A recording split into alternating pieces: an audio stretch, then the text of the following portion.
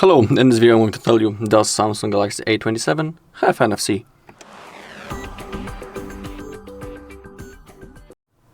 Yeah, our phone A27 supports NFC. Let me show you where you can toggle it on.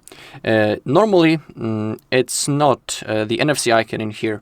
It's not in the quick menu settings. I have added it manually. If you don't have it right in here, all you gotta do is to tap the edit button, then tap on add control down below, and then keep scrolling down until you find connections, and in here you'll have to tap on the NFC, and then you'll be able to add it to your quick settings menu. It is really easy. Now if you want to toggle it on, simply tap. Now it's turned on. We can now pay thanks to our phone. If you want to toggle it off, simply repeat. I'm talking about tapping the NFC icon once again.